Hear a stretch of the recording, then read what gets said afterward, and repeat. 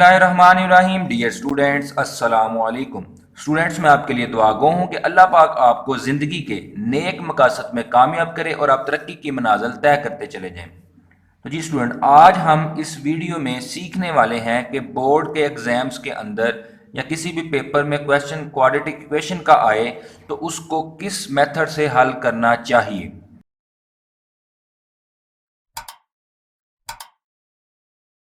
Student, सबसे पहले आपको पता होना चाहिए कि एक क्वाड्रेटिक इक्वेशन की निशानी क्या है या क्वाड्रेटिक इक्वेशन होती क्या है। फिर हम आगे चलते हैं अपने टॉपिक की तरफ।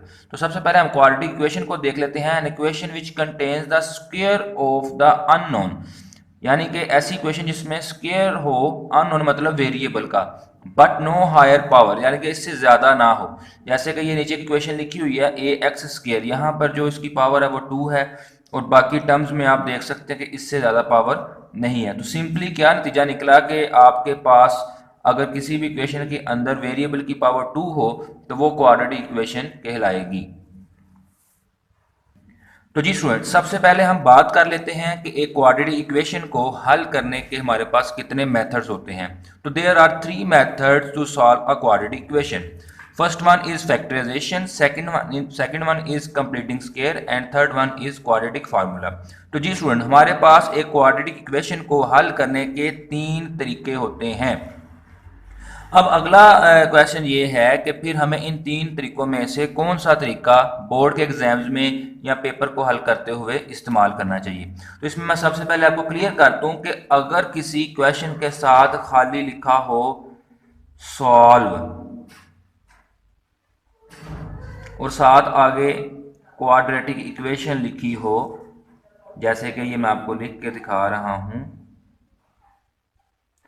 तो इस तरह के क्वेश्चन में जिसमें सिर्फ सिंप्लीफाई या सॉल्व लिखा हो क्वाड्रेटिक इक्वेशन, तो आपने उसको किसी भी तरीके से हल कर सकते हैं। हाँ, अगर एग्जामिनर जो है वो क्वेश्चन के साथ मेंशन कर दे कि सॉल्व बाय फैक्टराइजेशन या सॉल्व बाय कंप्लीटिंग स्क्वायर या सॉल्व बाय क्वाड्रेटिक फार्मूला, तो फिर आप पाबंद हो जाते हैं उसी ही मेथड से हल करने के।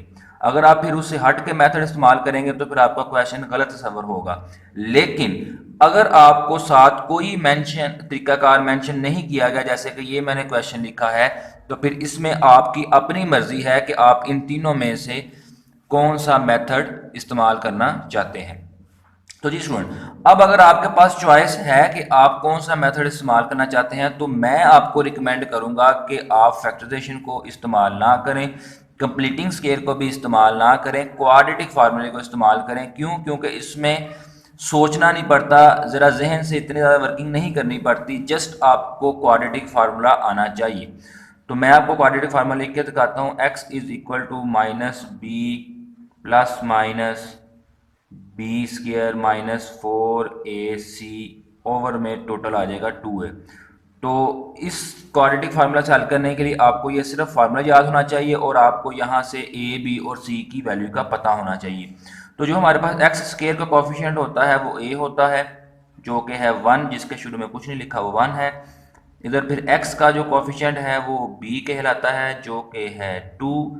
और सिमिलरली जिसके साथ कोई वेरिएबल नहीं है वो कांस्टेंट वैल्यू यानी कि c कहलाती है, जो कि है -2। तो जी स्टूडेंट, अब हमने ए बी सी को भी देख लिया है और क्वाड्रेटिक फार्मूला भी देख लिया। अब हम इसमें वैल्यूज को पुट करेंगे। जो जो हमारे पास वैल्यूज हैं, बी स्क्वायर यानी कि 2 का स्क्वायर -4a और c और नीचे आ जाएगा 2a। तो जी स्टूडेंट, अब हमारे पास जो है -2 प्लस -2 का स्क्वायर 4 माइनस माइनस प्लस 4 2 आ गया है 8 और नीचे आ गया 2a। जी, अब -2 प्लस -12। तो जी स्टूडेंट, अब अगर आपके पास फ्रैक्शन वाला कैलकुलेटर है तो आपको यहाँ पर भी सोचने की ज़रूरत नहीं है। जस्ट आप फ्रैक्शन वाला कैलकुलेटर दबाएंगे तो आपके पास आंसर आ जाएगा +2√3 ओवर में आ जाएगा 2। तो जी स्टूडेंट, ये थी आज की वीडियो जिसमें हमने सीखा कि किसी भी क्वाड्रेटिक इक्वेशन को बोर्ड के एग्जाम्स में किस मेथड से हल करना ईजी रहता है।